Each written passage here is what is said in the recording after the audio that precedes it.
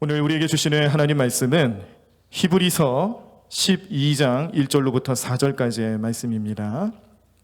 히브리서 12장 1절로부터 4절까지의 말씀, 신약성경 256쪽에 나와 있습니다. 제가 말씀 읽어드리겠습니다.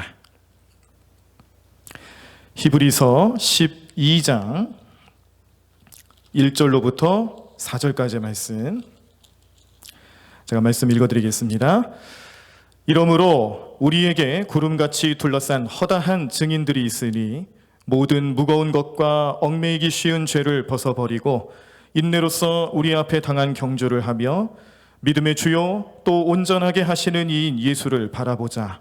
그는 그 앞에 있는 기쁨을 위하여 십자가를 참으사 부끄러움을 개의치 아니하시더니 하나님 보좌 우편에 앉으셨느니라. 너희가 피곤하여 낙심하지 않기 위하여 죄인들이 이같이 자기에게 거역한 일을 참으신 일을 생각하라. 너희가 죄와 싸우되 아직 피 흘리기까지는 대항하지 아니하고. 아멘. 오늘 이 귀한 말씀 통해서 우리 최철규 집사님께서 귀한 간증 말씀 전해주실 텐데, 우리 잘 아시다시피 최철규 집사님께서는 만화로 읽는 철로 역정이라는 그런 위대한 작품을 만드신 분이십니다. 그리고 집사님의 또 여러 가지 그 고백적인 삶의 내용들이 나타나 있는 작은 나의 고백이라는 소책자도 또 출간을 하셨는데, 자세한 거는 이따 다시 한번 소개를 해드리도록 하겠고요. 오늘 이 현수막에도 보여 있는 것처럼 우리 집사님께서는 정말 죽음의 문턱까지 가시는 그 상황 속에서 하나님께 매달리고 하나님 은혜로 다시 한번 생을 살아가시며 만화로서 하나님 복음을 증거하는 일에 귀하게 쓰임받고 있는 아주 대단하신 분입니다. 오늘 그 삶의 여정, 신앙의 여정을 오늘 간증으로 전해주실 텐데, 오늘 그 말씀들 하나하나를 통해서 큰 은혜가 우리 모든 성도님들의 삶에 나타나기를 간절히 소망합니다. 제가 여러 가지 이야기를 해봐야 직접 간증 말씀을 듣는 게 더 은혜가 되실 것 같습니다. 우리 먼저 간증 시작하시기 전에 잠시 영상을 하나 보도록 하겠습니다. 수술 들어가기로 했던 그 아침에 한번 엑스레이 사진을 더 찍었었는데, 그 4시간 사이에 이제 폐가 정상으로 다 펴진 거죠. 하나님이 살아계셨다고 그랬고요. 일단은 의사 선생님 자체가 그러한 모습을 너무나 처음 보는 모습이라, 그러니까 의학적으로는 설명할 수 없는 일이 벌어진 거라고 이렇게 얘기해 주시더라고요. 의사 선생님이 저한테 그러셨거든요. 덤으로 사는 거라고 저한테. 지금 살고 있는 것 자체가 기적으로 살고 있는 것이기 때문에, 옛날엔 내가 빨간 책 19금 책을 냈지만 내가 예수님의 보혈이 뚝뚝뚝 떨어지는 그 복음이 담겨있는 만화책을 만들고 싶다라고 내가 얘기했을 때, 그래서 그게 시작한 책이 이제 철로역정이었었거든요.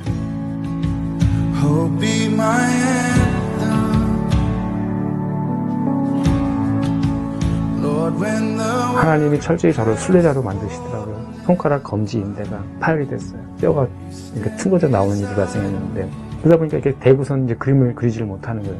고난이 없게 하시고, 낮아지게 해주시고, 물질도 없게 하시고, 그거를 이제 철학적 상황 속에서 똑같이 겪게 하나님이 해주셨거든요. 그러면서 이제 그걸 삶으로 녹아내게끔 이렇게 글을 쓰게 해주시더라고요.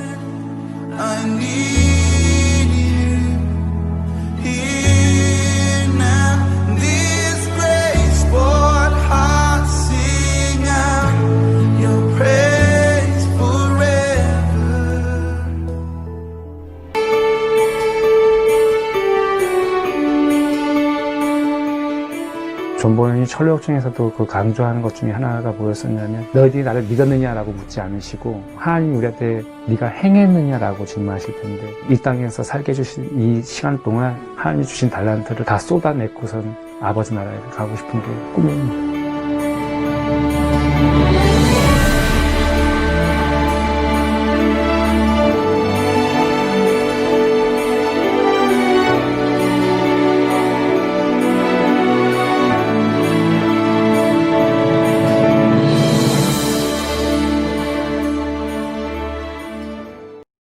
이제 우리 최철규 집사님을 모시겠습니다. 우리 집사님 앞으로 나오실 때, 우리 가정에서 우리 온라인 예배를 드리시는 분들도 한번 손 드시고 할렐루야로 한번 영접해 보시죠. 우리 비록 온라인상에 비대면 예배로 하지만 그래도 우리가 간절히 은혜를 사모하는 마음으로 환영하며 우리 할렐루야를 영접하시겠습니다. 할렐루야. 할렐루야. 잠깐 기도하시겠습니다. 사랑의 하나님 아버지 감사합니다. 귀한 은혜의 자리에 세워주신 것 하나님 감사합니다. 이 귀한 은혜의 자리에서 저의 의가 드러나지 않게 해주시고 제 삶 속에 찾아와 주신 하나님만 온전히 드러나는 시간이 되게 하여 주시옵소서. 간증 속에서 과장하지 않게 해주시고 그날에 있었던 일들만 진솔히 전하는 시간이 되게 하여 주시옵소서. 간증의 처음과 마지막을 모두 아버지께 의탁드립니다. 예수님의 이름으로 기도드립니다. 아멘. 할렐루야. 지금 교회 안에는 10명이 채 안 되는 성도님들 외에는 지금 아무도 없습니다. 지금 화면을 통해서 지금 이렇게 가정에서 이렇게 오후 예배를 이렇게 참석하고 계신 성도님들 동일한 은혜가 가정에도 다 임하시기를 소망드립니다. 1678년도에 영국의 존 버년이라는 그 목사님이 쓰신 책이 있는데요. 그 책의 제목은 철로욕정이라는 책입니다. 이 철로욕정의 책은 지금부터 약 340년 전에 쓰여졌던 책인데요. 그 철로욕정의 책 내용의 주인공의 이름은 크리스찬이라는 이름이 그 책의 주인공의 이름입니다. 순례자 크리스찬과 그 동료인 소망이 순례길을 이렇게 열심히 걸어가고 있습니다. 한참 걸어갔다가 보니까 그 마법의 땅이라는 곳에 이르게 됩니다. 이 마법의 땅은 어떠한 곳이냐면 그 곳을 지나가게 되면 졸음이 오게 되는 곳입니다. 그래서 순례길을 이렇게 걷다가 그 졸음이 와가지고 순례길에서 잠이 들게 되죠. 근데 그 순례자 소망이 이렇게 얘기를 합니다. 너무 많이 졸음이 오니까 우리 여기서 순례길에서 잠깐 잠을 자고 순례길을 계속 가자라고 얘기를 하는데 크리스찬이 이렇게 얘기를 해요. 우리들이 순례길에서 잠깐 우리들이 잠을 자게 되면 우리들은 영적인 죽음을 맞이하게 될 것이고 우리는 순례길을 멈추게 될 것이다 라고 이렇게 얘기를 합니다. 코로나가 창궐 했습니다. 작년 12월 달 그 우한에서 시작된 이 우한 폐렴이 전 세계를 지금 이렇게 전 세계를 이렇게 뒤덮고 있는데요. 올해 2월 달부터는 교회에서 예배 드리는 것을 형 정부가 이렇게 많이 해서 우리들이 교회에서는 이렇게 모이지 못하는 이런 상황에 달하게 됐습니다. 우리들이 지금 신앙생활을 함에 있어서 지금 이 상황을 이렇게 빗댈 수가 있을 거라고 저는 생각합니다. 우리들이 신앙생활을 교회에서 드리는 것이 아니라 가정에서 예배를 드리다 보니까 우리들의 예배의 태도와 우리의 마음이 많이 흐트러짐을 보게 됩니다. 곧 이것은 우리들의 영적인 죽음을 얘기할 수가 있습니다. 왜냐하면 우리의 순례 여정 속에서 우리들이 하나님의 마음을 모아서 모이기를 더 힘쓰고 해야 되는 우리의 그 장소가 모이기를 힘쓰는 것이 아니라 결국에는 우리들이 영적인 졸음에 빠지지 않도록, 그래서 순례길을 걸어갈 때 혼자서 그 순례길을 걸어가는 것이 아니라 믿음의 동료가 그래서 중요한 것입니다. 그래서 우리들이 영적인 졸음에 빠지지 않도록 이 시대 가운데 우리를 더 깨우고 말씀을 더 보고 교회에서 모이지는 못하더라도 가정에서 혹은 혼자서 내 자신을 돌아볼 수 있는 대관교회 성도님이 되시기를 간절히 소망드립니다. 성경에서는 우리네 인생을 나그네 인생이요 안개와 같은 인생이라고 얘기합니다. 저는 학교를 이렇게 항상 마치고 오게 되면 정말 친구들과 붉은 석양이 질 때까지 땅 따먹기를 이렇게 몰입하면서 땅을 영토 확장을 제법 많이 이렇게 했었거든요. 그러면 해가 뉘엿뉘엿 진짜 질 때쯤 되게 되면 영토 확장을 제법 많이 했는데 친구들의 어머니들이 다 나오셔서 이렇게 다 얘기를 하시는 거예요. 밥 먹으라고, 저녁 먹으라고 친구들을 이렇게 한두 명씩 다 데려가요. 그러면 저희 어머니도 어김없이 철규야 밥 먹어라 그래서 저를 이렇게 어머니의 식사 자리에 저를 초대해 주셔서 저를 이렇게 데려갔는데요. 그 중에는 저희 친구들 중에는 더 이 땅에서 땅을 더 많이 넓히겠다고 그렇게 하다가 어머니한테 귀가 잡혀가지고 끌려가는 친구들도 있었고, 하나님도 우리의 인생 가운데서 철규야 집에 가자라고 하는 그 순간이 오게 됩니다. 우리는 이 땅에서 무한된 인생을 사는 것이 아니라 정해진 날수를 살다가 우리는 가게 돼 있는 유한된 인생을 살아가게 됩니다. 성경에서는 야고보서 4장 14절에 이러한 말씀이 있습니다. 내일 일을 너희가 알지 못하는도다. 너희의 생명이 무엇이냐? 너희는 잠깐 보이다가 없어지는 안개니라고 얘기하십니다. 이 안개와 같은 인생 속에서 우리들이 가장 추구해야 될 것이 무엇이겠습니까? 그것은 이 땅에서 이름을 내는 것도 아니요, 이 땅에서 부와 명예를 갖는 것도 아니요, 이 땅에서 가장 추구할 것은 내가 가야 될 결국이 어딘지를 알고 내가 가야 될 곳을 향하여 나가는 것이 가장 이 땅에서 귀한 삶인 것입니다. 저는 소개 영상에서 나왔다시피 저는 세상의 가치관을 쫓으며 음란에 중독되어 있던 그런 사람이 하나님의 은혜가 입어지자 저는 하나님의 기독교 성인 만화를 그렸던 그 성인 만화가에서 기독교 만화를 그리는 만화가가 되기까지 저의 그 방탕한 삶부터 저희가 지금 말씀드리고자 합니다. 제 삶 속에 철로역정에 보게 되면 주인공의 원래 이름은 무자비라는 이름이었었습니다. 다른 번역에는 은혜 없음이라고도 번역이 됩니다. 근데 이 은혜 없음, 이 무자비가 하나님의 은혜가 부어지자 그 사람의 이름이 바뀌게 됩니다. 크리스찬이라는 이름으로 바뀌게 되고 그 사람은 이 땅의 것에 현혹되어서 사는 것이 아니라 영원한 나라를 더 사모해서 구별된 자로 세상을 향해 나아가는 것이 아니라 아버지의 나라를 향해서 순례 여정을 떠나는 이야기가 시작이 되는데요. 제 삶 속에서도 저는 세상의 가치관을 쫓으면서 그렇게 살았었습니다. 저는 눈을 떠보고 나니 기독교 집안의 셋째 아들로 자라는 것이 있었습니다. 저희 어머니는 교회에서 자타가 공인하는 되게 뜨거운 신앙생활을 가졌었던 저희 어머니셨었는데 저희 어머니는 제가 기억하는 그 순간부터 새벽 예배를 항상 드리고 오셔서 항상 아들이 잠자는 방에 들어오셔서 큰 아들부터 작은 아들에 이르기까지 안수기도를 해주셨습니다. 그 안수기도의 내용은 이런 것이었습니다. 하나님 아버지, 이 자녀들이 하나님께 귀하게 쓰임받는 삶을 살게 해주세요 라면서 저희 어머니는 그렇게 울면서 기도를 드렸습니다. 그러면 그 우는 것이 저는 마음이 상당히 불편했는데요. 어머니가 왜 우시는지 저는 그 이유를 알거든요. 왜냐하면 제가 사고를 치면 교회에서 대형 사고를 많이 쳤었습니다.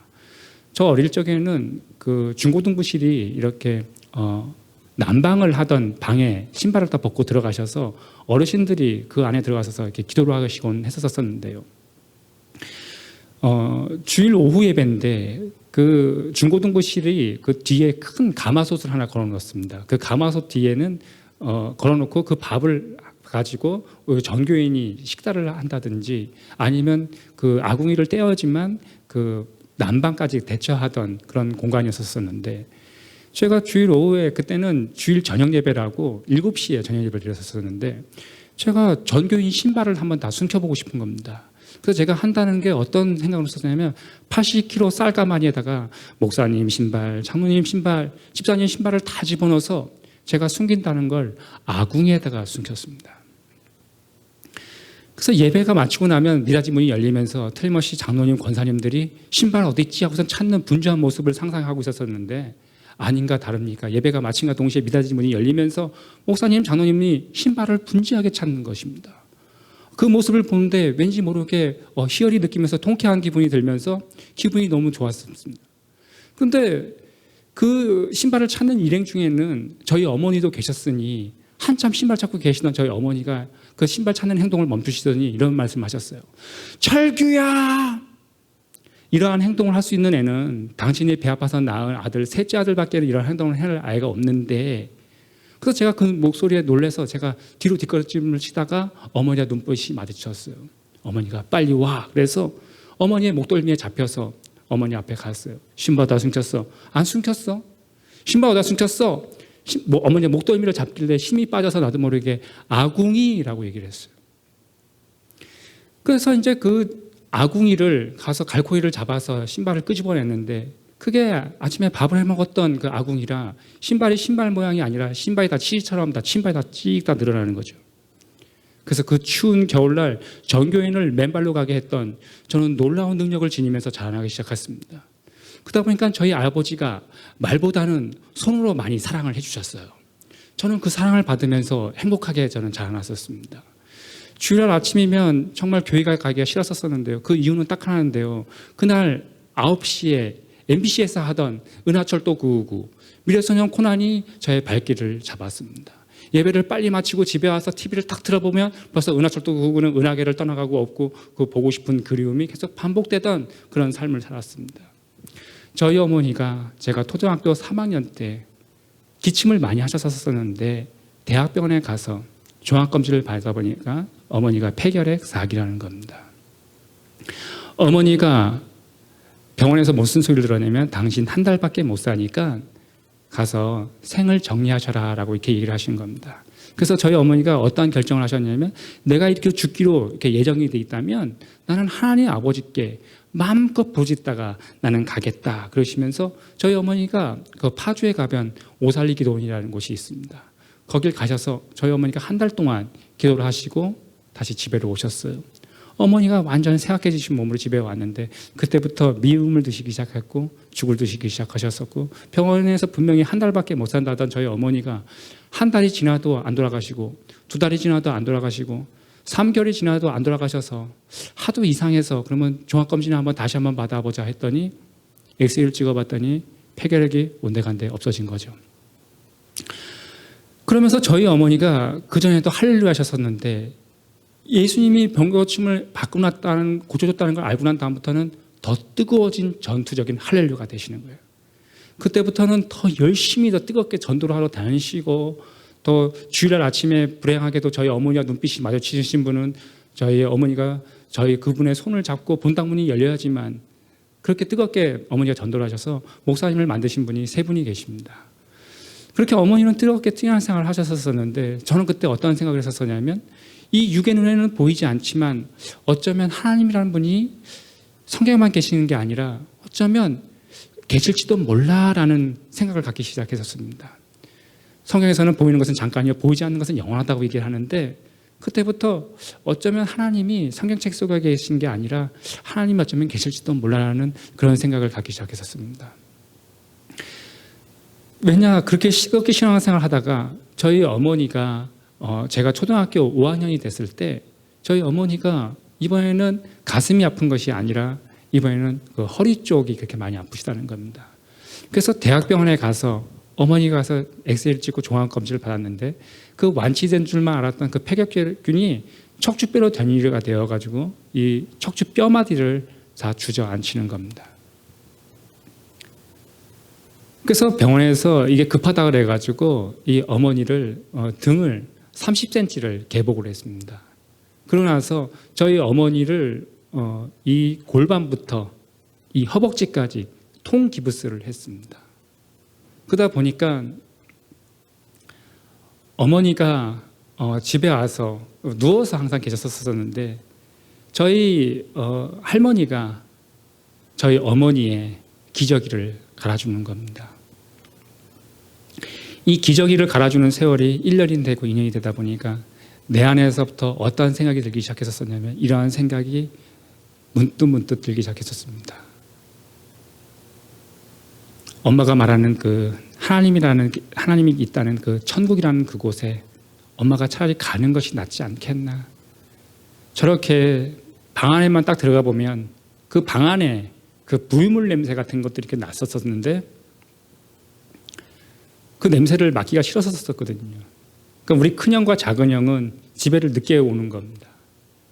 저는 초등학생이라 저희 여동생하고 어머니의 흰머리를 뽑아준다든지 그 어머니의 다리를 주물러주면 어머니가 그렇게 잠깐 잠을 이루셨었는데 제가 그러한 마음을 그렇게 문득 모를 때마다 내가 제 자신한테 무서움을 느꼈었습니다. 이 죄성을 지닌 죄인이라는 이 죄인은 심지어 나를 낳아주신 부모라고 할지라도 자기가 싫으면 이렇게 악한 마음을 먹을 수 있는 것이 이 죄인된 자의 특성인 것 같습니다. 어머니가 제가 중학교 1학년이 됐을 때 어머니가 2번째 수술을 받아야 된다 해서 어머니가 강남구 논현동에 있는 영동 세브란스 병원에서 2번째 수술을 받아 들어가셨는데 어머니가 의식불명 상태가 되신 겁니다. 내사 상태가 되셔서 의사들이 뇌에 물이 많이 차 있기 때문에 뇌에 있는 물을 빼내야 된다 그래서 드릴로 구멍을 뚫어서 주사기를 집어넣어서 물을 빼냈더니 어머니가 온전한 정신이 15분 동안 들어오셨습니다. 그러면 우리들에게 무슨 유언을 남기실 줄 알았는데 어머니가 다시 눈을 감으시고 어머니가 마지막 서원 기도를 하셨어요. 하나님 아버지, 저의 남편이 있는데 저의 남편을 불쌍히 여겨주셔서 교회 마당만 밟고 있습니다. 정말 하나님을 인격적으로 만나서 교회에 충성된 장로가 되게 해주세요.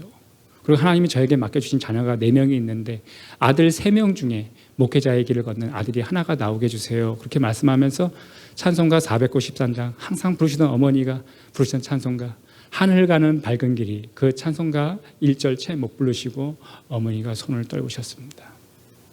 어머니가 소총하신 것도 봤고 어머니를 땅에 묻는 것도 봤는데 집에만 딱 오면 어머니가 나를 반겨주시는 그 목소리가 계속 들리는 겁니다. 제가 하나님이 믿어지지 않고 교회를 마당만 밟았다고는 하나 그래도 제 안에 심겨진 것이 있었나 봅니다. 교회에서 제가 어떤 말씀을 많이 들었었냐면 아담 때부터 내려오는 그 원죄를 우리는 다 가지고 있다는 것과 내가 스스로 짓는 이 자범죄가 합쳐져서 나는 죄인 중에 나는 괴수다라면서 제 자신을 학대했었습니다. 그러고 나서 우리 작은 형과 큰 형 셋이 모였을 때 이런 얘기를 했었습니다. 나 솔직히 엄마가 너무 아팠을 때 엄마가 죽기를 바랬어 라고 얘기하니까 큰 형과 작은 형도 내 솔직함 그 얘기에 우리 큰 형도 작은 형도 그 질문에 나는 아니었다라고 발문하지 다 못했습니다. 삼형제가 다 울면서 회개를 했었었는데 어머니가 돌아가신 그 다음 날부터 아버지가 만취된 상태로 집에 돌아오시는 겁니다. 아내의 이런 슬픔을 술로 달래시는 거죠. 아버지가 장례식 때 손님을 맞으면 항상 웃으면서 손님을 맞아서 아내를 잃었는데도 웃어? 내가 화장실에서 아버지를 그렇게 원망했었었는데 아버지가 화장실에서 눈이 빨개져가지고 자식들 앞에서는 울지 않으려고 하는 그 모습을 보여주신 겁니다. 만취가 되게 되면 아버지의 감정이 그대로 다 노출돼서 울면서 아버지가 집에 돌아오시는 겁니다.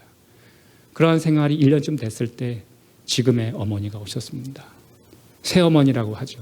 그러고 나서 또 1년이 지나서는 저희 또 막내 여동생이 태어났습니다. 저의 인생의 삶 가운데서 어떤 광풍이 저에게 몰아쳤는데 저는 변방으로 쓸어 내려가서 제가 원치 않는 그런 삶을 살아가게 되는 것입니다. 교회를 갔습니다. 한 집사님이 저한테 이렇게 얘기하십니다. 야, 철규야, 천국 간 엄마가 잘해주냐? 지금 온 새엄마가 잘해주냐? 제가 그 집사님한테 말은 안 했지만 집사님 입장 바꿔 생각해 보세요. 좋은가? 교회는 우리들의 상처를 들추는 곳이 아니라 우리의 상처를 싸매어주고 어루만져주고 기도해주는 곳이 교회입니다. 틀림없이 대강교회 안에서도 연약한 지체를 가지고 있는 성도님들, 지체에 연약한 지체가 있을 것입니다. 그 지체를 입에 내리는 것이 아니라 그 상처의 허물을 덮고 더 기도해 주시는 성도님이 되시기를 간절히 소망드립니다. 저희 작은 형이 고3이 됐는데 이렇게 얘기를 하는 겁니다. 엄마의 서원을 들어줄 사람은 나밖에 없는 것 같다. 내가 신학대학교를 가겠다. 그러면서 그 작은 형이 신학대학교를 들어가서 1년을 잘 다니고 그 다음에 은퇴선언을 하는 거예요. 그러면서 저한테 뭐라 그러냐면 철규야, 나보다는 네가 더 목사를 더 잘할 것 같은데 네가 목사해라 이렇게 얘기를 하는 거예요. 근데 저는 그때까지만 해도 저는 고지론에 빠져 있었던 사람입니다. 고지론은 뭐냐면 가는 길은 다 똑같다는 겁니다. 불교에서 말하는 극락이나 우리 기독교가 얘기하는 이 천국은 이름만 틀릴 뿐 이 땅에서 착하게만 살면 우리들이 가는 곳이 천국이고 극락이고 같은 곳이다라고 알고 있던 저는 문외 아니었었습니다. 근데 저희 작은 형이 은퇴선언을 한 지 일주일도 안 됐는데 가슴이 아프다고 그러는 겁니다. 그래서 대학병원에 가서 종합검진을 받아보니까 폐결핵, 비형간염, 7가지 합병증에 걸려서 결핵, 7가지 합병증에 걸려서 우리 식구들하고 같이 밥을 못 먹는 상태가 된 겁니다. 격리가 되어가지고 몇 달 동안 있다가 다시 집에로 왔는데 저희 작은 형이 그 약을 결핵약이 한 움큼씩 이렇게 먹습니다.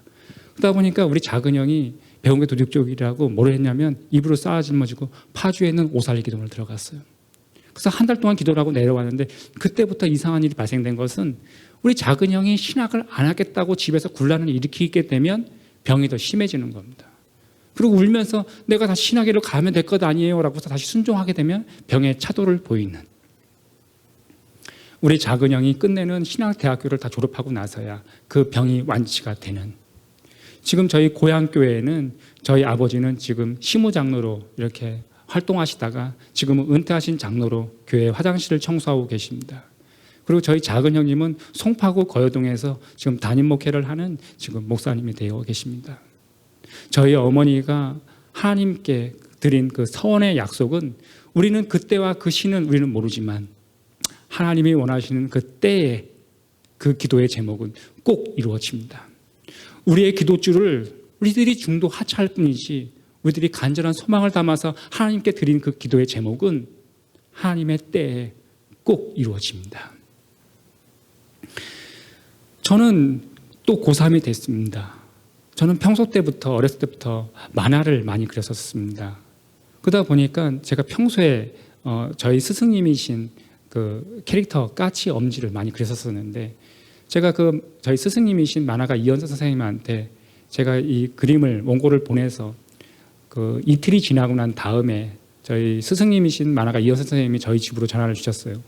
자네가 만화에 재주가 있는 것 같으니까 자네를 내 제자로 받아주겠다. 그래서 저는 이제 고등학교를 졸업한과 동시에 20살 때부터 저희 스승님과 같이 만화를 20년을 그림 그리고 제가 독단적으로 나와서 제 작품을 한 시간은 9년의 시간을 보냈습니다.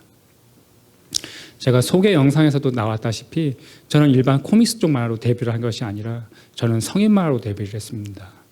이 성인 만화를 잘 그리기 위해서는 내 안에 진짜 그 성인 만화에 대한 19금 이상들이 보는 그 정보가 내 안에 들어와야 되는데 제가 그 음란한 정보를 어디서 많이 이렇게 취득을 했었냐면 야한 동영상, 야동이라 그러죠. 그다음에 플레이보이 잡지책, 그다음에 성인 화보책을 갖다 놓고선 제가 그 음란한 정보를 내 머릿속에 다 집어넣었습니다. 우리들이 교회 안에서 성령 하나님이 내 안에 충만할 때 내 안에 나오는 것이 연약한 지체에게 기도해주고 말씀어서 견문해주는 그런 통로의 삶을 살게 됩니다. 마찬가지입니다. 음란의 도구로 쓰임받기 위해서는 내 안에 음란이 가득 채워져야지만 이 음란이 표현이 됩니다. 그러한 생활을 제가 4년을 하다 보니까 제 안에 나오는 것이 일상 살기가 너무 힘들어집니다. 왜냐하면 사람들의 옷 입은 맵시와 그 주름만 봐도 이 속에 안에 들어있는 정보가 어떤 것이라는 것이 다 읽혀집니다. 일상을 사는 것이 너무나 힘들어집니다. 저는 그때 28살 때 어떤 생각을 가지면서 살았었냐면은 이 돈이라는 그 종이가 나에게 행복을 더 많이 갖다 줄 줄 알고 저는 밤을 새워가면서 이 돈이라는 종이를 더 많이 갖기 위해서 그렇게 밤을 새워가면서 그림을 그렸었습니다. 그러던 28살 겨울에 기침을 했는데 가슴이 너무 아프면서 손에서 기침을 했는데 연한 피가 나오기 시작하는 겁니다.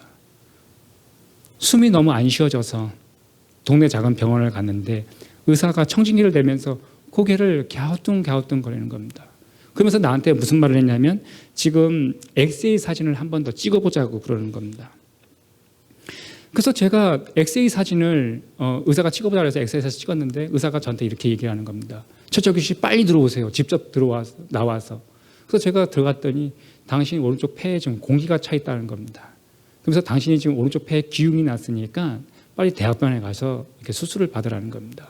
그래서 소견서를 써줘서 그 다음날 저희 어머니와 같이 가서 응급실을 갔는데 그 의사가 이제 MRI, CT처럼 검사를 다 하더니 왜 이렇게 늦게 왔냐 그러면서 저한테 오른쪽 상의를 탈의하라 그래서 상의를 탈의를 딱 했더니 커튼만 치고 6번째 갈비뼈 마이 사이에다가 손을 들으라고 해서 들었더니 갈비뼈 사이에다가 메스를 그어가지고 오른쪽에다가 이렇게 튜브를 호수를 집어넣었습니다. 집어넣어서 이렇게 투명한 이렇게 물이 담겨 있는 이런 플라스틱 통이었었는데 거기다가 제가 이렇게 선을 호수를 이렇게 연결했었거든요. 그래서 제가 기침을 콜록하게 되면 밑에 물방울이 이렇게 보글보글 이렇게 올라옵니다. 그러면서 의사 선생님이 기침을 열심히 하게 되면 폐가 다시 온전히 펴진다는 겁니다. 그런데 기침을 열심히 하고 암만 그렇게 해도 이게 폐가 더 펴지는 것이 아니라 기침을 하면 할수록 이 튜브를 통해서 노란색을 띤 물이 나오기 시작하는 겁니다. 그다음에 피가 나오더니 죽은 피가 나오더니 고름과 농이 나오는 겁니다. 이 플라스틱 통 바닥에는 고름과 농이 바닥에 다 깔려 있었었고 위는 다 죽은 피였었고 위는 다 피 거품인 겁니다. 저희가 178cm인데 몸무게가 47kg까지 다운이 된 겁니다. 몸에 수전증이 와서 제가 수저 하나 들 수도 없는 그 지경에 이른 겁니다. 제가 어머니께 효도해드리지 못한 것들이 너무나 많아서 어머니가 저한테 이렇게 얘기하시는 겁니다. 철규야, 너 말씀 읽어야지만 하나님이 너를 고쳐주신다. 제발 말씀 읽어라. 말씀 읽어라. 첫 번째 어머니도 할렐루야 하셨었는데 두 번째 오신 어머니도 할렐루야 하셨거든요. 근데 제가 그때 어떤 생각을 했었냐면 어머니한테 효도 못한 게 너무 많이 생각나서 내가 그럼 어머니한테 효도하는 셈 치고 내가 성경 말씀 읽어주겠다 그러면서 제가 성경 말씀을 읽기 시작했어요. 구약을 딱 폈는데 구약을 딱 피니까 나코가 너무 많이 나와서 구약은 그냥 다시 덮고 신약부터 읽어야 되겠다. 그래서 구약은 포기하고 신약부터 읽기 시작했습니다. 신약 공간복음을 다 읽고 그다음에 바울서신을 한참 읽을 때 썼었는데 고린도후서 13장 5절 말씀을 읽을 때 썼었습니다. 너희는 믿음이 있는가? 너희 자신을 시험하고 너희 자신을 시험하고 너희 자신을 확증하라. 예수 그리스도께서 너희 안에 계신 줄 너희가 스스로 알지 못하느냐? 그렇지 않으면 너희는 버림받은 자니라는 말씀을 딱 읽었습니다. 내가 평소에 만약에 아프지 않았을 때 이 성경 말씀을 만약에 읽었다면 저는 쉽게 간과할 수 있었을 것입니다. 근데 제가 숨을 못 쉬고 산소호흡기에 의존해서 때로는 제가 숨이 갑자기 쉬어지지 않아서 응급상황이 발생돼서 밤에 의사선생님이 가슴을 압박한다든지 그러한 일이 계속 일어나고 있던 터였었는데 두렵고 떨리는 마음으로 성경 말씀을 읽어나가는데 내가 구원받은 자인가 안 받은 자인가를 성경 말씀을 통해서 점검해보라는 이 고린도후서의 이 말씀이 나한테 그렇게 공포감으로 다가올 수 없었습니다. 성경 말씀을 읽게 되면 예수님이 천국에 대한 얘기도 해주시지만 지옥이 어떤 곳이라고 얘기를 해주실 때는 그 말씀이 저는 그림 그리는 사람이라 상상력이 더 되다 보니까 그게 더 저한테는 더 무서움과 공포감으로 이렇게 다가오게 되는 것입니다. 잠언 10장 24절에 보게 되면 이러한 말씀이 있습니다. 악인에게는 그의 두려워하는 것이 임하거니와. 죄인, 악인, 괴수 이들이 두려워하는 것은 죽음을 두려워하게 됩니다. 왜 사람이 죽음을 생각하게 되면 왜 두려운 마음이 드는지 그 이유 아십니까? 전도서 3장 11절에 보게 되면 이러한 말씀이 있습니다. 하나님이 모든 것을 지으시되 때에 따라 아름답게 하셨고 또 사람들에게 영혼을 사모하는 마음을 주셨느니라 하는 말씀이 있습니다. 우리들에게 영원히 살고 싶은 그 마음을 주셨기 때문에 당신의 생명이 이제 한 달밖에 안 남았습니다라는 그런 소리를 듣게 되면 우리는 그 영혼을 더 갈망하기 때문에 그렇게 두려움에 들게 되는 것이거든요. 근데 제가 성경 말씀을 읽게 됐다가 제가 더 공포감에 사로잡혔던 성경 말씀이 있었는데 그게 어떤 말씀이었었냐면 요한일서 5장 10절 말씀입니다. 그 말씀이 뭐냐면 하나님의 아들을 믿는 자에게는 자기 안에 증거가 있고 하나님의 아들 예수 그리스도를 믿는 자에게는 자기 안에 증거가 있대요. 11절에 이런 말씀이 또 적혀 있습니다. 또 증거는 이것이니 하나님이 우리에게 영생을 주신 것과 증거가 뭐냐면 하나님이 우리에게 영생을 주신 것이 증거라는 거예요. 그러면 제가 왜 죽음이 두렵고 저는 그때 수술받는 두려움보다는 내가 지금 죽으면 지옥 간다라는 그 두려움에 사로잡혀 있었거든요. 그래서 제가 어떤 생각이 또 들었었냐면 하나님한테 기도를 드려야 되겠다라고 하나님한테 그런 마음이 들기 시작했었거든요. 영생은 무엇이냐면 요한복음 17장 3절에 보면 이러한 말씀이 있습니다. 영생은 곧 유일하신 참 하나님과 그가 보내신 예수 그리스도를 아는 것이 영생입니다. 제가 어떤 생각이 들기 시작했었냐면 하나님께 내가 나의 모든 짐을 하나님께 다 맡겨야 되겠다. 한 번도 하나님께 죄를 맡긴 적이 없었으니까요. 그래서 내가 수술 받기로 한 날 어떤 수술이었었냐면 조직 검사를 했었습니다. 오른쪽 폐가 맨 처음에 기흉이라고 했는데 조직 검사를 해봤더니 농흉이라는 겁니다. 농흉은 뭐냐면 폐 조직이 썩는다는 겁니다. 그 조직 검사를 했는데 오른쪽 폐가 괴사 판정을 받았습니다. 그래서 저희 아버지가 막 우시면서 다시 검사 다시 한번 맞게 해달라고 다시 검사를 맡았는데 오른쪽 폐가 역시 괴사 판정인 겁니다. 기침을 했는데 이제 피가 나오는 겁니다. 혈흉에서 더 심화가 되어가지고 기흉, 농흉, 그다음에 혈흉까지 갔다는 겁니다. 그 나중에는 고열에 막 시달리는 겁니다. 그러면서 이제 폐혈증까지 왔다는 겁니다.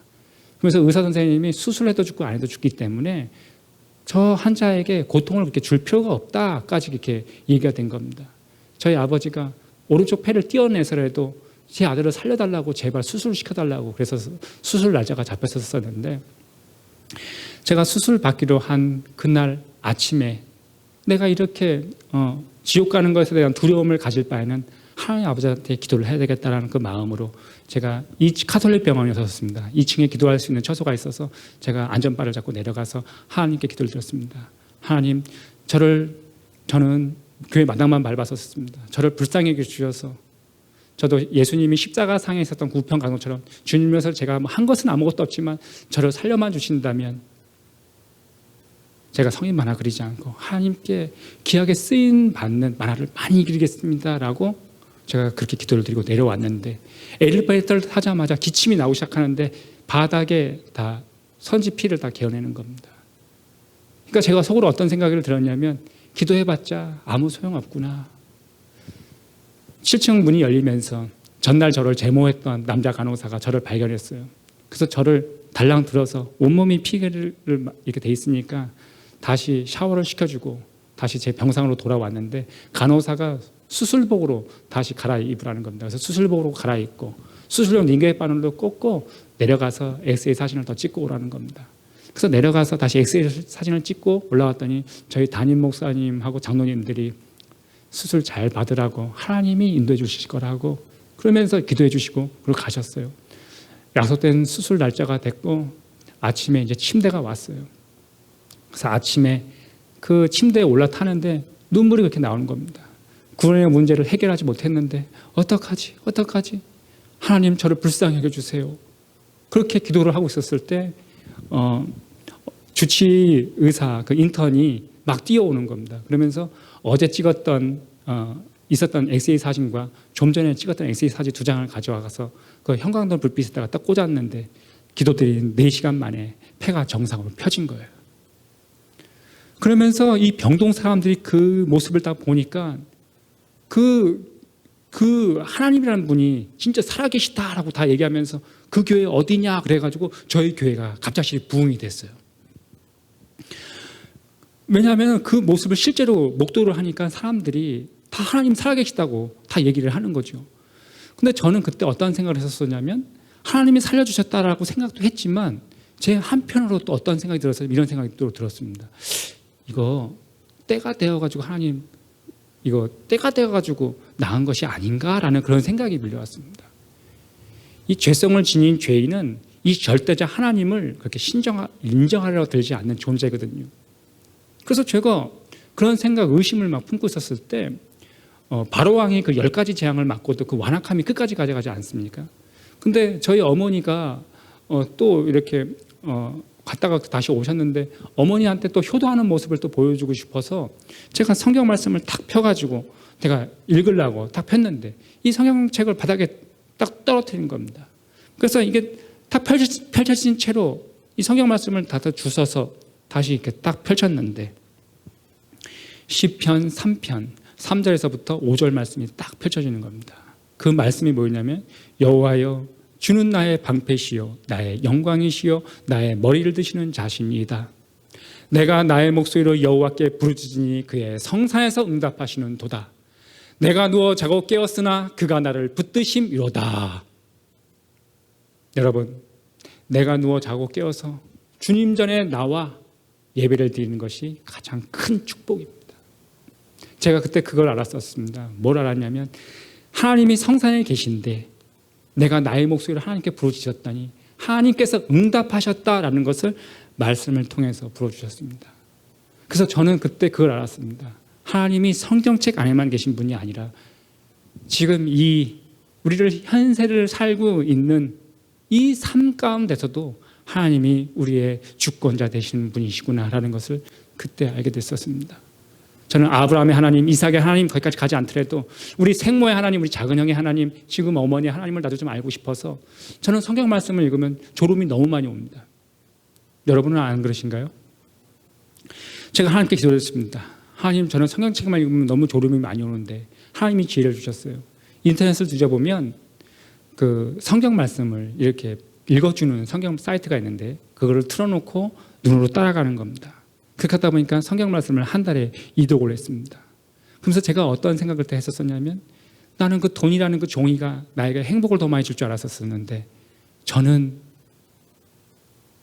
엉뚱한 세상을 이렇게 살고 있었던 겁니다. 헛되고 헛된 것에 마음을 두면서 살았던 것입니다. 제가 성경 말씀을 읽다가 나는 내가 평생 나를 죄인이라고 자책하면서 내 자신을 학대해 나갔었는데 제가 성경 말씀을 읽다가 하나님께서 나의 죄를 용서해 주신다는 성경 구절을 알게 되었었습니다. 그게 어떤 구절에 썼었냐면 이사야 43장 25절 보게 되면 나는 나를 위하여 내 허물을 도말하는 자니 내 죄를 기억하지 아니하리라. 도말, 검은 벽이 있다면 우리의 이 검은 벽에 있는 이 검은 벽을 우리의 죄라고 얘기한다면 우리의 검은 이 죄를 흰 페인트로 다 칠해서 우리의 검은 것을 기억지도 않는 하나님, 그 하나님 아버지가 우리 아버지이십니다. 시편 103편 12절에 보게 되면 동이 서에서 먼 것 같이 우리에게서 우리의 죄가를 멀리 옮기셨으며 우리가 하나님께 나아가서 숨기고 있고 반복적으로 넘어지는 그 죄들을 하나님께 아뢰면 하나님은 우리의 죄가를 옮기시는 하나님. 또 미가서 7장 19절에 보게 되면 우리를 불쌍히 여기셔서 우리의 죄악을 발로 밟으시고 우리의 모든 죄를 깊은 바다에 던지시니라. 우리가 하나님께 나아가서 매번 쓰러지는 그것을 하나님께 아뢰면 하나님은 우리의 죄악을 발로 밟으셔서 깊은 바다에 던져 우리의 죄악을 기억지도 않는 하나님, 그 하나님께 모든 것을 다 아뢰시기를 간절히 소망드립니다. 제가 성인 만화를 이제 안 그리겠다라고 화실을 다시 퇴사를 하기까지 있었던 일입니다. 제가 병원을 퇴원하고 나서 제가 다시 화실을 복귀했는데 때로는 그 물질이 필요할 때가 있는데 제가 잔꾀를 어떠한 꾀를 부렸냐면 이러한 꾀를 부렸었습니다. 하나님한테 분명히 약속을 했기 때문에 선언을 했기 때문에 내가 그걸 할 수가 없으니까 내 이름으로 내는 성인 만화책을 낸 것이 아니라 저의 선배 형님으로 내는 이름으로 내는 성인 만화책을 도와줬어요. 계속 죄의 낙을 계속 누리고 있는 거죠. 그러다가 하나님이 저기 이현세 선생님이 저한테 작가로 등단할 수 있는 기회를 주셔서 제가 하나님한테 분명히 성인 만화 안 그리겠다고 했는데 제가 그 약속을 깨고 제 이름으로 낸 성인 만화책을 더 많이 내서 9권을 더 내게 됐었습니다. 교회에서는 죽음 이후에 신실한 크리스찬인 양 교회에서 신앙생활을 하고 다시 일상으로 돌아왔을 때는 계속 죄의 낙을 계속 누리는 겁니다. 그때 술, 담배를 안 했었지만 술은 가끔씩 하면서 양다리를 다 이렇게 교차하면서 살고 있었거든요. 그런데 제가 그날 집에 와서 금요철야 예배가 끝나고 나서 집에 와서 아무 생각 없이 성경 말씀을 딱 펼쳤었는데 신명기 23장 18절을 펼쳤는데 거기에 어떤 말씀이 있었냐면 창기가 번동과 개 같은 자의 소득은 어떠한 서한 일로든지 여호와 전에 가져오지 말라. 이 둘은 가증한 것이니라는 말씀이 있는데 제가 하나님 앞에 가증한 행동을 하고 있는 겁니다. 성경에 오죽하면 개 같은 욕이 쓰여져 있는데 제가 아직도 그 욕에 합당한 행동을 계속하고 있는 겁니다. 그래서 제가 어떠한 말로 하나님께 회개를 할 적에 어떠한 말로 회개를 한 것이 아니라 제가 하나님 앞에서 그냥 울었습니다. 그러면서 울면서 제가 기도했을 때 하나님이 저의 군대 생활을 생각나게 해주셨었는데 군대 가보신 분들 아실 겁니다. 식판에다가 이렇게 밥을 먹고 이 밥 남은 것을 짬통에다가 다 쏟습니다.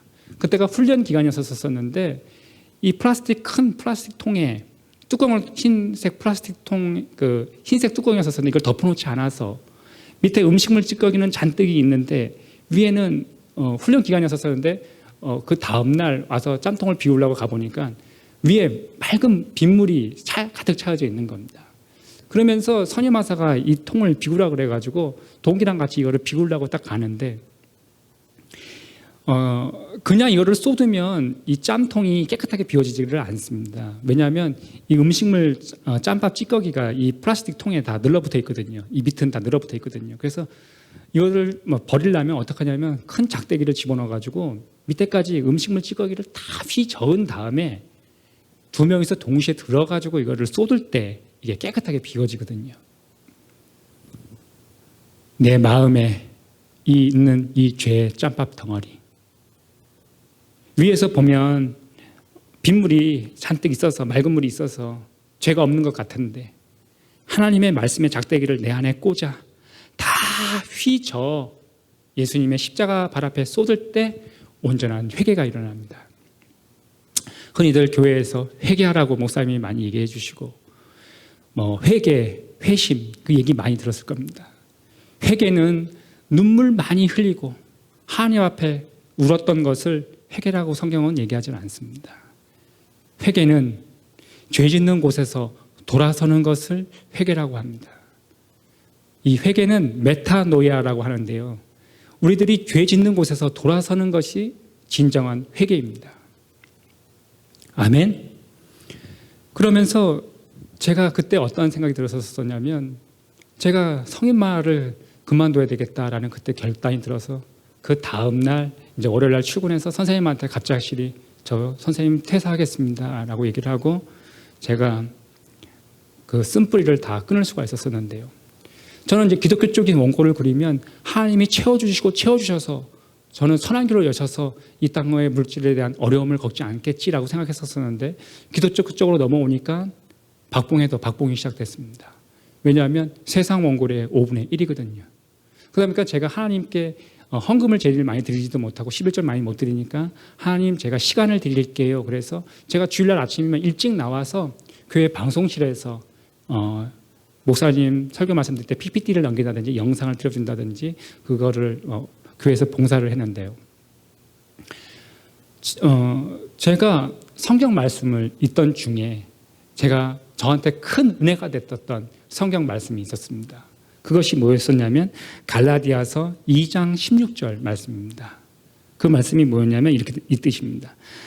사람이 그렇게 되는 것은 율법의 행위로 말미암음이 아니요 오직 예수 그리스도를 믿음으로써 말미암는 줄 알므로 우리도 그리스도 예수를 믿나니 이는 우리가 율법의 행위로서가 아니고 그리스도를 믿음으로써 의롭다함을 얻으려 함이라. 율법의 행위로서는 의롭다함을 얻을 육체가 없느니라. 우리들이 의인이 되는 것은 예수 그리스도를 믿음으로써 의롭다함을 얻는 것입니다. 제가 성경 말씀을 읽다가 저는 교회 생활을 할 적에 내가 교회에서 봉사 많이 하고 교회에서 내가 덕을 많이 세우고 교회에서 봉사, 헌금 많이 내게 되면 저는 이것이 물론 크리스찬이라면 기본적으로 해야 되는 것입니다. 근데 제가 성경 말씀을 읽다가 제가 신분의 변화가 됐다는 것을 제가 알게 되었었는데 로마서 5장 19절을 보게 되면 이런 말씀이 있습니다. 한 사람이 순종하지 아니함으로 많은 사람이 죄 있는 것 같이 한 사람이 순종하심으로 많은 사람이 의인이 되리라는 말씀을 알게 되었었습니다. 첫 번째 한 사람은 아담입니다. 두 번째 한 사람은 예수 그리스도 우리 예수님이십니다. 그 다음에 또 로마서 4장 5절에 보게 되면 이런 말씀이 있습니다. 이를 아니할지라도 경건치 아니한 자를 의롭다 하시는 이를 믿는 자에게는 그의 믿음을 의로 여기시나니. 이를 아니할지라도 우리가 구원받기 위해서 어떤 선한 일을 하지 않더라도 로마서 8장 33절에는 또 이런 말씀이 있습니다. 누가 능히 하나님께서 택하신 자들을 고발하리요 의롭다 하시는 하나님이시니 누가 정죄하리요. 이 예수 그리스도가 나한테 우리들의 죄, 나의 죄를 용서해 주시는 것은 물론이거니와 더 나아가서 하나님의 자녀, 더 의롭다고 칭해 주신다는 그것이 저한테 너무나 감사함이 이렇게 오게 되셨습니다. 그래서 제가 결혼을 하게 된다면 내가 내 딸아이의 이름을 의인이로 짓겠다라고 그때부터 제가 결심을 하게 되셨습니다. 근데 제가 그때까지 35살이 되도록 친구들은 다 결혼이 되는데 저는 결혼이 안 되는 거예요. 교회에서 이제 제가 새벽 예배도 이렇게 나가고 공예배도 참석을 잘하니까 제가 총각임에도 불구하고 교회에서 집사 직분을 주셨어요. 그래서 신앙생활을 그렇게 열심히 하고 있었었는데 제가 어떤 생각이 들었었냐면 교제하는 자매님들한테 제가 그때 교제하는 자매님들한테 어떻게 얘기했냐면 기독교 쪽의 원고료는 그렇게 많지가 않습니다라고 솔직하게 얘기하면 이 자매님들이 다 무섭게 돌아서셨어요. 그래가지고 자매님들과 교제를 해야 결혼을 되는데 결혼할 자매가 없으니까 제가 어떤 생각이 들었냐면 하나님이 나한테 준비된 자매가 어떤 자매가 있지 않을까라는 그런 생각이 들었어요. 그래서 저도 파주에 있는 오살리 기도원을 들어갔어요. 그래서 제가 어떠한 기도를 드렸었냐면 하나님, 제가 기도하고 내려왔을 때 누군가 나한테 선보라고 얘기를 한다면 그 선보라는 자매를 저의 처로 알겠습니다라는 얼토당토하는 기도를 드리고 내려왔어요. 그럼 내가 내려왔는데 제가 기도원에 들어가기 일주일 전에 저희 교회 전도사님, 여자 전도사님이 한 분 계셨었는데 이 전도사님이 저한테 최철규 집사님 혹시 선보시겠어요? 라고 했던 그 말이 생각나서 제가 그 전도사님한테 같이 얘기를 했어요. 응답이 안 오니까요. 그래서 전도사님한테 가서 얘기했어요. 전도사님, 그때 저한테 선보라고 말씀하신 거가 아직 유효합니까? 라고 얘기를 하니까 그 전도사님이 그 친구한테 한번 물어보고 화답을 주겠대요. 일주일이 지나서 그 전도사님한테 갔더니 전도사님이 저한테 와서 말씀해 주시는 거예요.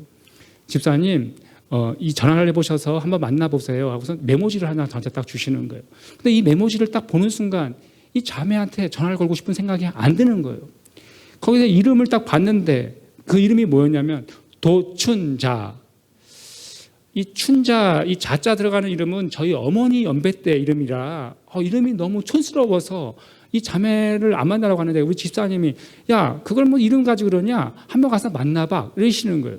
그래서 제가 이 자매를 가서 딱 만났는데 역시 제가 원하는 이상형의 자매가 아니셨어요. 그래서 제가 하나님 무슨 저런 자매를 저한테 붙여주셨어요. 그래서 하나님이 실수하셨나 보다라고 이제 그 다음 주가 돼서 교회를 갔는데 부장님 사람이 저한테 그러시는 거예요. 최 집사 만나봤어? 에이, 만나봤는데 제 이상형이 아니더라고요. 딱 그렇게 얘기하니까 야, 그걸 무슨 뭐 한 번 만나고 정하냐? 남자자 관계는 최소한 3번 만나고 정하는 거야. 이렇게 얘기하시는 거예요. 그래서 제가 그 자매가 저한테 호감을 가지고 있던 자매라 제가 이 자매를 2번째 제가 만나주러 갔어요. 제가 이 자매를 만났는데 얘기를 해보니까 정말로 하나님이 준비된 자매가 맞는 거예요. 왜냐하면 얘기를 얘기해 볼수록 하나님 얘기만 나오는 거예요. 완전히 예수님한테 완전히 사로잡혀서 사는 진짜 신실한 자매였었어요. 그러니까 제가 이 모습이 너무 좋아가지고 내가 이 자매를 어디서 많이 봤다 생각을 해보았는데 어디서 많이 봤나 했더니 완전 저희 생모인 거예요. 그래서 이 자매가 너무 욕심이 나가지고 내가 이 자매를 결혼하려고 이렇게 대시를 하니까 이 자매가 저한테 결혼을 안 하려고 하는 거예요.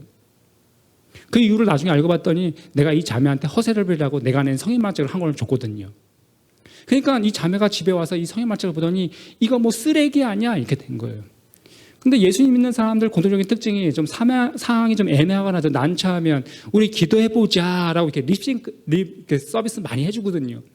그래서 내가 이제 집에 와서 그림을 그리는데 이 기도해보자고 했던 이 말이 또 생각나가지고 급한 원고도 다 내려놓고 또 파주에 있는 오살리 기도원을 또 들어갔어요.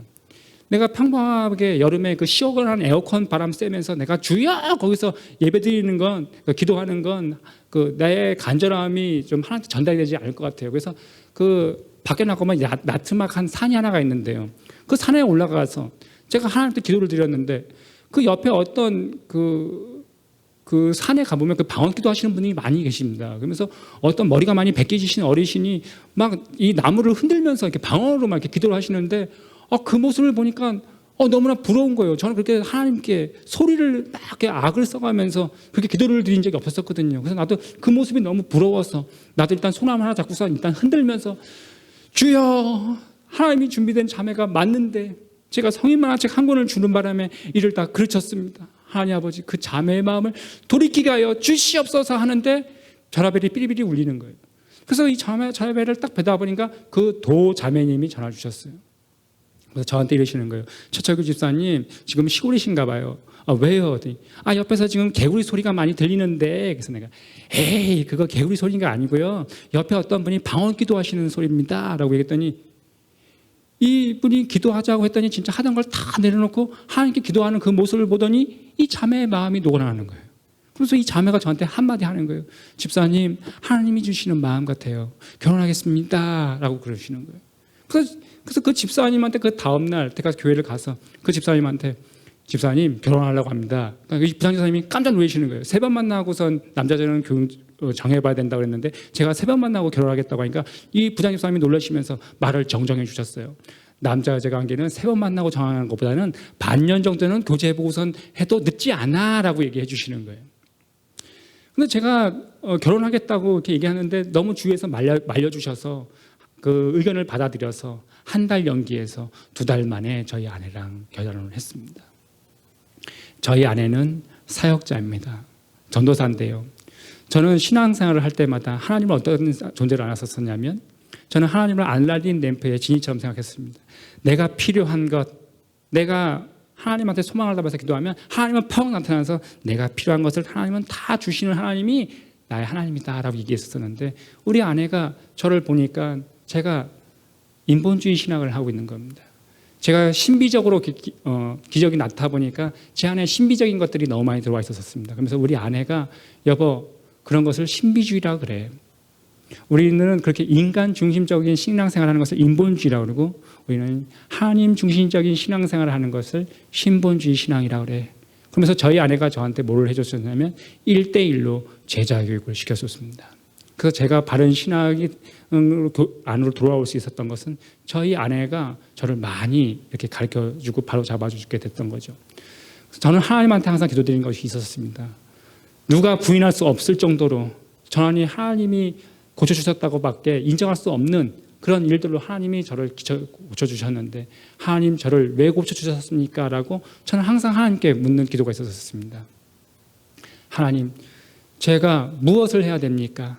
그 에스더서에 보게 되면 하만이 유대 민족을 다 멸절하려고 할 때에 모르드게가 에스더 왕비한테 가서 네가 왕비가 된 것이 이때를 위함이 아니겠느냐라고 얘기를 하는데 제가 그 기도를 응용해서 이렇게 기도했습니다. 하나님 제가 이때 제가 무엇을 해야 됩니까? 하나님께 말씀드렸을 때 하나님께서 저의 어린 시절을 생각나게 해주셨어요. 저의 어린 시절 어머니, 친어머니 생모 머리맡에는 그 병상 그 머리맡에는 항상 2권의 책이 있었습니다.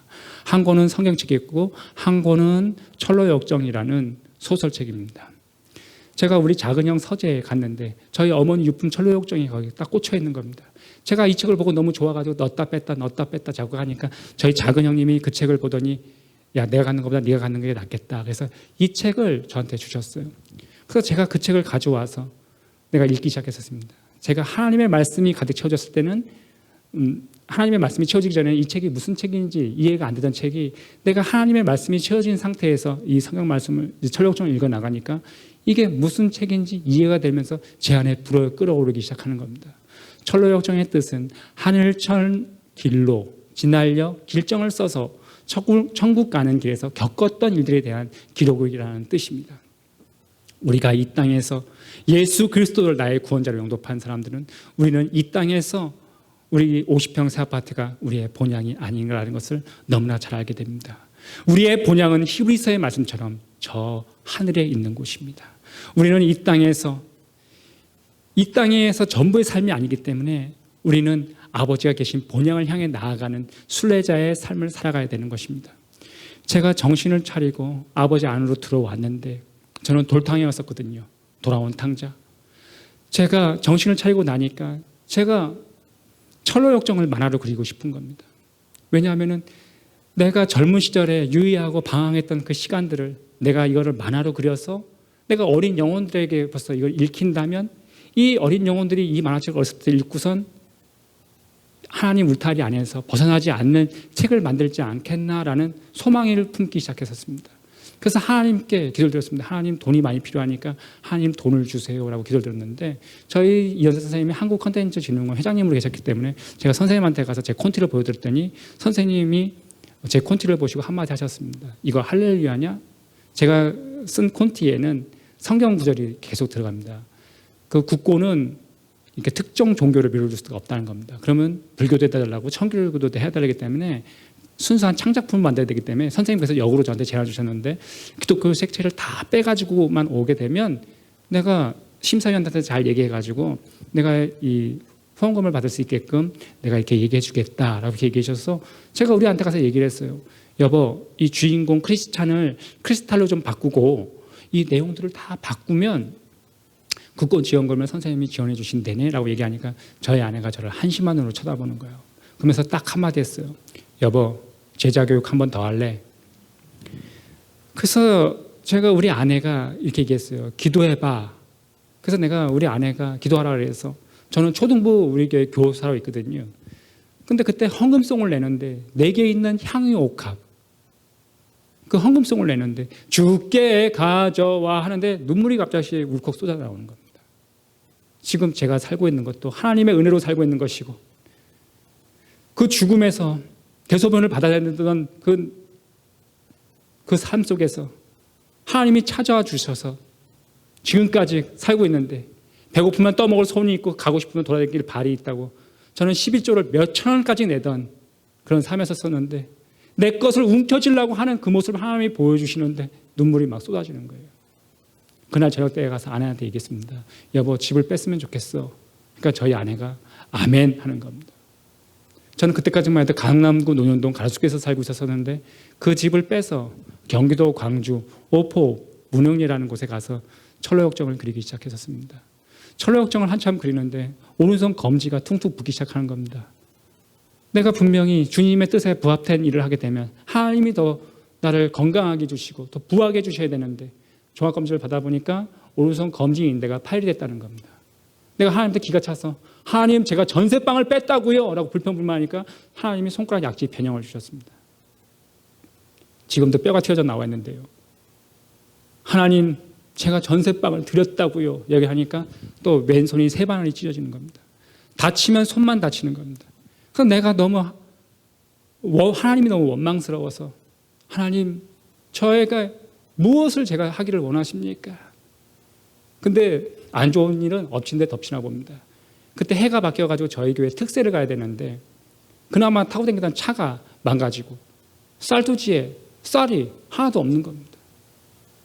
그래서 제가 하나님한테 제가 기도를 드렸었는데 제가 성경 말씀을 계속 읽고 있던 철로역정을 계속 읽고 제가 철로역정을 100독쯤 했을 때 그게 벌써 1년이 넘은 시점이었습니다. 제가 성경 말씀을 읽다가 제가 큰 충격을 받게 됐던 것이 있었었는데 왜 여름철 우리 이런 거 수련회 때 이런 거 많이 하지 않습니까? 철로 역정 해가지고 믿음의 방, 진실의 방, 마귀 방, 싸우는 방, 그 소망이랑 막 싸우는 방 그래서 그 모든 고난을 다 이기고 끝내는 우리가 천성에 이르는 그런 이렇게 관문 깨기 형식 많이 하지 않습니까? 제가 철로역정 글을 어떻게 썼냐면 내가 성화를 많이 이루고 신앙생활을 오래 열심히 되어가지고 신앙의 레벨 값이 많이 쌓이면 우리는 이 고든 관문을 다 통과해가지고 천성에 이른다라고 그렇게 지배됐던 겁니다. 물론 신앙생활을 오래 하다 보면 성화도 많이 이루고 신앙의 레벨 값도 많이 올라가죠. 하지만 우리들이 이 마귀와 싸우는 방에서 통과하기 위해서는 하나님의 은혜로 통과하게 되는 것입니다. 아멘. 그렇기 때문에 구원을 하나님이 주신 선물이다라고 얘기를 하는데 내가 글을 어떻게 썼냐면 내가 잘해서 내가 기도해서 내가 해서 천성에 간다라고 인본주의로 집필이 되어 있던 겁니다. 우리들이 신앙생활을 하게 되면 제일 많이 빠지게 되는 오류가 인본주의 신앙으로 많이 가게 됩니다. 우리들이 하나님을 위한다 하면서도 결국에는 인간들을 위하는 것이죠. 그것이 되게 민감한 부분일 수가 있습니다. 우리들이 사항에서 이것이 진짜 하나님이 원하시는 것인가? 정말 우리들이 인간들을 이롭게 하는 것인가? 정말 구별된 눈을 가지시기를 간절히 소망드립니다. 그러면서 제가 그것을 알고 났을 때 울고 나면서 그것을 독수리타법을 다 고치고 나니까 1년 반이 지나서 손가락이 온전해지기 시작했습니다. 차가 망가졌었는데 제가 특세는 가야 되겠는데 너무 급한 마음에 사람이 돈이 너무 없으면 그 세상 사람들이 이해할 수 없는 그 초현실적인 이상한 행동을 하게 되는데 제가 어떤 행동을 했냐면 차 엔진 방대했다 대고서 이렇게 기도를 했습니다. 나사 예수 이름을 받는 시동이 걸릴지어다. 기도할 때마다 이 차가 안식기도를 할 때마다 차가 시동이 걸리는 겁니다. 그래서 안식기도로 이 차를 6번 살려내고 7번째는 이 차가 돌아가셔서 폐차를 했습니다.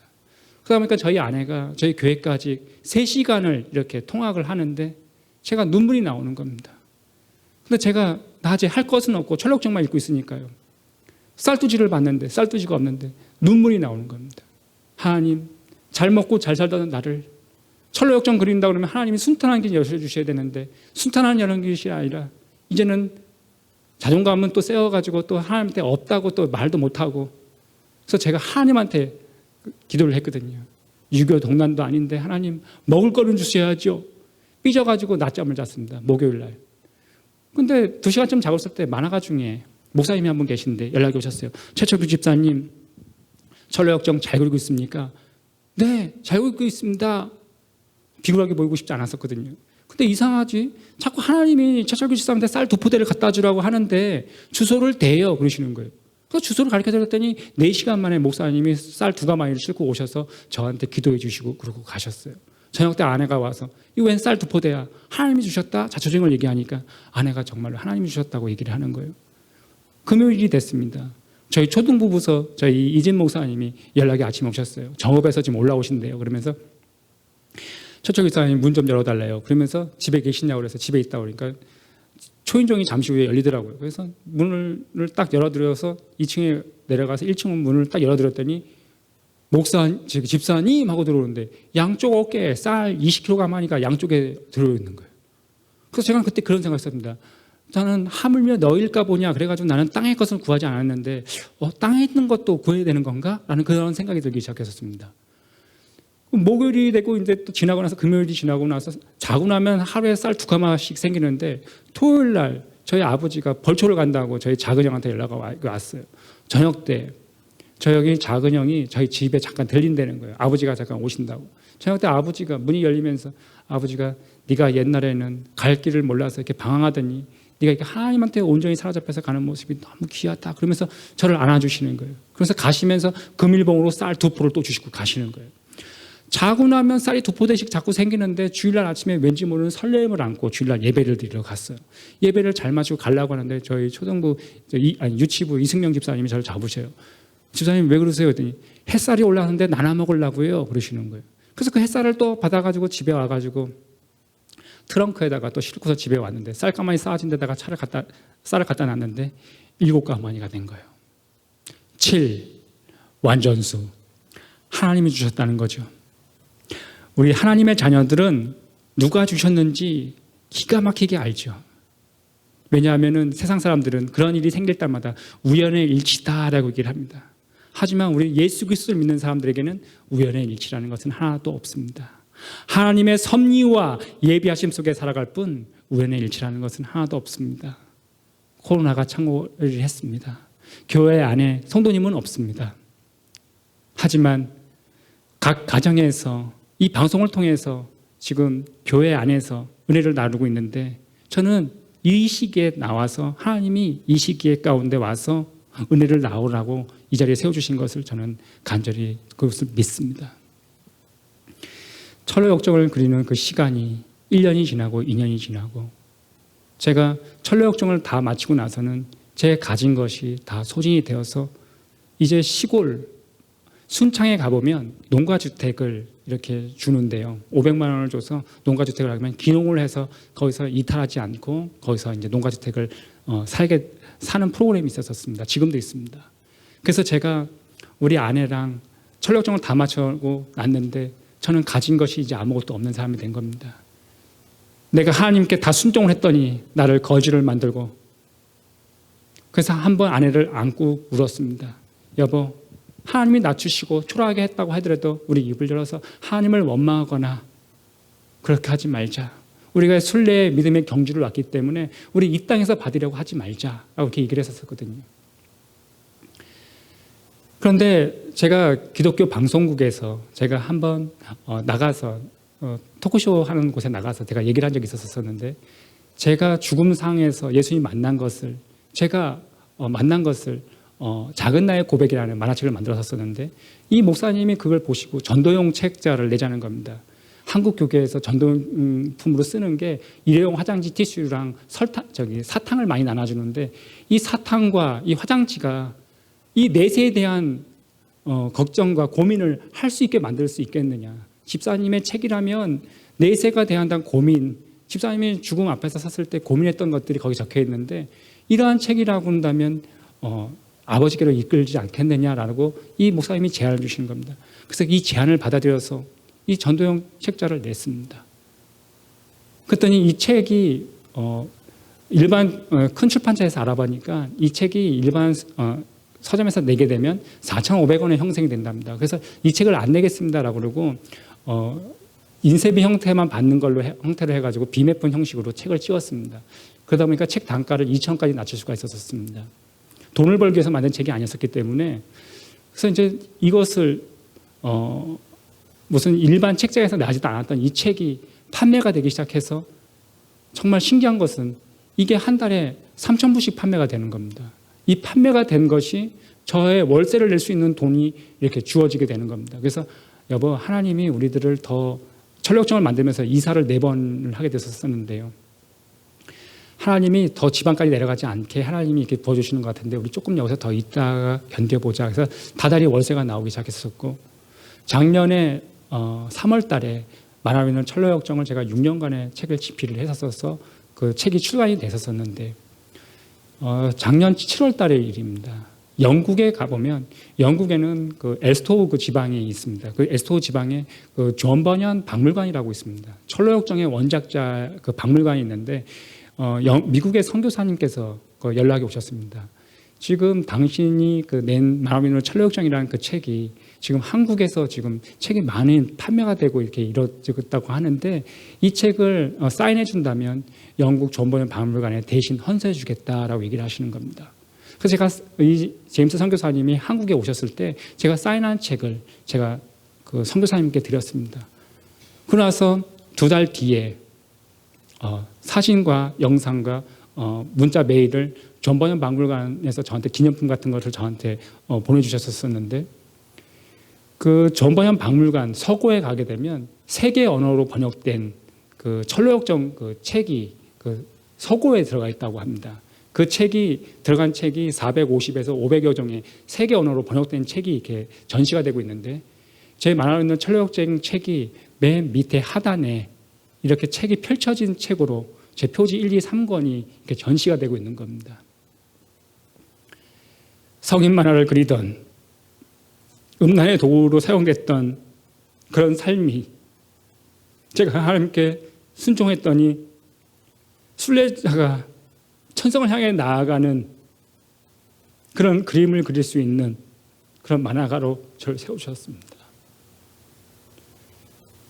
우리들이 죄는 중독성이 있습니다. 이 죄성이 쉽게 끊어지지가 않습니다. 우리들이 매번 결단하지만 끊지 못하는 것이 있습니다. 자기만의 연약한 것이 틀림없이 있습니다. 장성한 어른이라고 할지라도 사역자라고 할지라도 마찬가지입니다. 끊지 못하는 그것이 있는데요. 특별히 음란물에 중독되어 있는 분들 많이 있습니다. 이 음란물이 쉽게 끊어지지가 않습니다. 담배, 술 쉽게 끊어지지가 않습니다. 제가 하나님께 기도를 드리는 것이 있는데 이것을 마지막으로 말씀드리고 저의 간증을 마치고자 합니다. 내 안에서 나오는 옛사람의 습성이 자꾸 나옵니다. 우리가 마귀는 내 눈으로 볼 수 없지만 내 옛사람의 습성이 마귀인 것입니다. 자꾸 나를 넘어지게 하는 것이죠. 죄는 중독성이 있어서 자꾸 반복적으로 자기만 넘어질 때 자기한테 오는 그 쾌감이 있습니다. 음란물 쉽게 끊어지지 않습니다. 답게 쉽게 끊어지지 않습니다. 제가 하나님께 기도를 드렸습니다. 하나님, 담배가 너무 피우고 싶습니다. 저는 담배를 하루에 한 갑반에서 2갑반씩 폈던 사람이라 저는 밥 먹고 난 다음에 한 대 피는 그 맛이 어떤 맛인지 저는 너무나 잘 알고 있는 사람입니다. 하나님, 담배를 제발 끊고 싶습니다. 교회에서 2가지 얼굴 하고 싶지 않습니다. 교회에서는 신실한 척, 세상 나가서는 똑같이 세상 사람들과 어울리는 그런 모습 안 하고 싶습니다라고 했을 때 제가 아침에 일찍 일어났을 때 하루만 견디는 것입니다. 아침에 일어나서 스마트폰 보고서 하루를 시작하는 것이 아니라 아침에 일어나서 성경 말씀을 읽고 시작하는 것입니다. 네, 하나님, 오늘도 경건으로 하루를 살겠습니다. 하나님. 그것이 하루가 되는 것입니다. 그것이 이틀이 되는 것입니다. 일주일이 되고 한 달이 되고 1년이 되는 것입니다. 술 마찬가지입니다. 하나님, 포르노가 너무 보고 싶습니다. 하나님 불쌍히 여겨 주시옵소서. 내 안에서 안 하려고 하는 동기부여가 시작될 때 성령님께서도 강하게 이렇게 역사하십니다. 우리가 이 죄의 늪이 쉽게 건져지지 않습니다. 크리스찬인 순례길에서 죄의 짐을 짊어매고 절망의 늪이라는 곳에 빠지게 됩니다. 이 절망의 늪에 빠졌을 때 크리스찬이 빠져나오고 몸부림을 칠 때 더 깊숙한 곳으로 들어가게 되죠. 하나님께 솔직하게 아뢰는 것입니다. 넘어졌다면 다시 시작하는 것입니다. 올해 한 달 동안 유지하다가 한번 넘어졌으면 다시 또 시작하는 것입니다. 그럴 때마다 우리를 꾸짖지 않고 정죄하시지 않는 하나님 앞에 섬기지 않고 다시 나아가시는 것입니다. 우리는 계속 하나님 앞에 가는 그날까지 여러 번 넘어질 것입니다. 그럴 때마다 나를 정죄하는 것이 아니라 넘어졌으니까, 죄를 졌으니까 바로 아버지한테 가는 것입니다. 그것이 1년이 되고 10년이 되고 20년이 되고 저는 은혜가 부어져 그것을 잠깐 멈춘 것뿐이지 하나님의 은혜가 떠나가고 나면 우리는 다시 쉽게 넘어질 수밖에 없는 연약한 지체입니다. 우리가 일상 가운데 이 세상을 살아갈 때 우리는 물질 세계관에 갇혀 있기 때문에 이 땅에 보이는 현상을 쫓아서 갈 때가 너무 많이 있습니다. 이 땅의 현상을 쫓는 것이 아니라 우리는 순례길을 걸어갈 때에 이 육의 눈에는 하나님이 보이지 않고 이 귀에는 하나님의 소리가 들리지 않는다고 할지라도 우리는 하나님의 말씀만 붙잡고 천상을 나아가는 순례자의 삶을 사시기를 간절히 소망드립니다. 기도하시겠습니다. 기도하신 후에는 제 마지막 영상이 하나 있는데요. 그 마지막 영상 보셨으면 감사하겠습니다. 하나님 아버지 감사합니다. 짧은 시간 제가 만난 하나님만 증거하다가 내려갑니다. 하나님, 제가 간증 속에서 저의 의뢰가 드러난 것이 있다면 십자가 아래에서 다 가려주시고, 하나님, 코로나로 인해서 우리들과 비록 모이지는 못한다고 할지라도 우리들이 영적인 졸음에 빠지지 않게 하여 주시고, 언제나 말씀을 더 읽게 해주시고, 우리가 힘써 여호와를 알자, 말씀을 더 많이 알아가는 시간이 되게 하옵소서. 이 강대상에서 구원의 복음이 증거되게 해주시고, 우리가 코로나가 끝나고 나면 우리들이 저 자리에 우리들이 앉아서 다시 예배를 드릴 터인데, 우리가 앉아있는 저 자리가 예수 그리스도의 의를 덧입은 의인들이 차고 넘치게 하여 주시옵소서. 그렇게 행하실 우리 주 예수 그리스도 이름으로 기도드립니다. 아멘.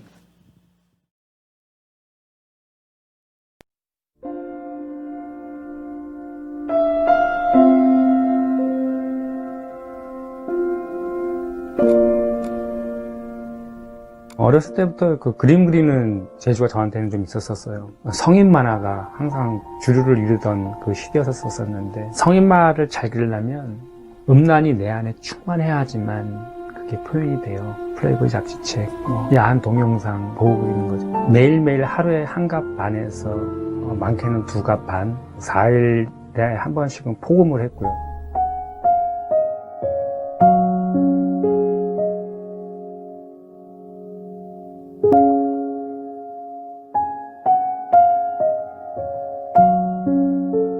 스물여덟 살 때 이제 피를 토하는 일이 발생이 됐었던 거죠. 고름이 나오더니, 농이 나오더니 이제 피고름이 막 바깥으로 막 나오기 시작하는데, 거울 속에 비친 제 얼굴이 사람이 아니더라고요. 오른쪽 폐 조직이 이제 괴사했다는 판정을 받고, 의사들이 수술해도 죽고 안 해도 죽는다고 얘기했을 때 내가 내 자신한테 포기가 되더라고요. 그래서 그때 이제 완전 절망 가운데서 이제 하나님 나를 천국에 보내달라는 그런 기도를 했거든요.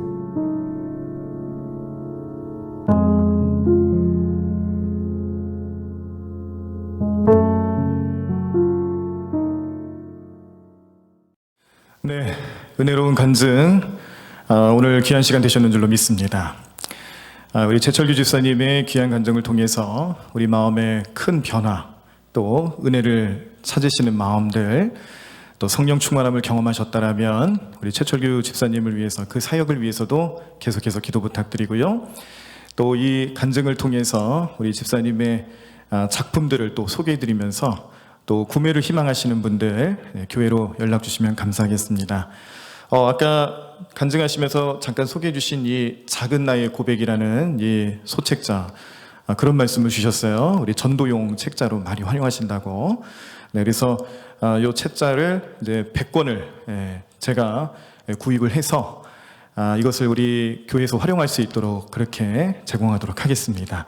그리고 말씀해 주신 철로역정이라는 책, 이렇게 생긴 책인데 여기 이게 1권이고요. 그리고 여기 세트로 되어서 이제 2권과 3권이 함께 한 세트로 4만 원에 판매를 하시는데 제가 오늘 오전에도 잠깐 소개드렸듯이 이 시중에서 제일 싸게 제공을 해주시는 거예요. 네, 4만 원에 구입하실 수 있는 이 철로 역정 1, 2, 3권 한 세트를 우리 또 희망하시는 분들께서는 교회로 연락 주시면 되는데 특별히 이 오늘 간증을 위해서 가져오신 이 책들 여기 교회에서 이제 구매하시는 책이 소중하신 이유는 여기 보시면 직접 이 사인을 이렇게 그림까지 그려 넣으셔서 해주셨습니다. 아마 오늘 이 최철규 집사님의 간증 내용과 더불어서 소장하기에 참 괜찮은 작품이 아닐까 생각을 합니다. 우리 성도님들의 많은 관심을 가져주시고 또 부탁드립니다. 네, 자 오늘 우리가 이렇게 그동안 주일 오후 예배를 한동안 좀 계속 쉬게 되면서 또 미리 예정되어 있던 이 코로나 때문에 우리가 비대면 예배를 드릴 수밖에 없는 상황 이전부터 사실은 우리 최철규 집사님을 강사님으로 모시고 기획을 하고 준비하고 있었는데 오늘 온라인 형식으로 드리게 됐음에도 불구하고 우리 최철규 집사님께서 얼마나 겸손하신지 정말 이 자리도 굉장히 소중하게 생각하시면서 한 걸음에 와주셨습니다. 귀한 말씀도 참 감사하지만 우리 집사님의 모습을 보면서 우리가 참 본받을 점이 많은 것 같아요. 역시 믿음으로 살고 복음으로 사는 분들의 삶의 모습은 참 아름답고 또 많은 선한 영향력을 끼친다는 것을 깨달을 수가 있었습니다. 가정에 계신 우리 성도님들 마음속으로 정말 오늘 은혜 많이 받았다고 큰 박수 해주시길 바라고 또 앞으로도 작품 활동하시면서 이 좋은 은혜의 역사들이 우리 집사님의 손길을 통해 나타날 수 있도록 중보기도 많이 해주시기를 바랍니다. 네, 이 시간 우리 잠시 찬송하시고 원로 목사님 나오셔서 우리 축도해 주심으로 오늘 귀한 간증 집회 마치도록 하겠습니다. 이제는 우리 주님 예수 그리스도의 십자가의 구속의 은혜와 독생자까지 내어주신 우리 아버지 하나님의 그 무한하신 사랑하심과 내주하시는 보혜사 성령님의 감화 감동 역사 교통 충만하신 성 삼위일체 하나님의 그 크신 은혜와 축복이 하나님이 특별히 사랑하시고 귀히 쓰시는 귀한 간증을 해주신 최철규 집사님과 사모님 또 그의 자녀들 후손들 위해 오늘 이 거룩한 간증 집회에 교회에서 또 가정에서 참여한 모든 성도들에게 우리의 신앙의 여정을 잘 마치고 모두 다 천국에 가서 면류관 받을 수 있도록 이제부터 영원히 함께해 주시옵시기를 간절히 축원하옵나이다. 아멘.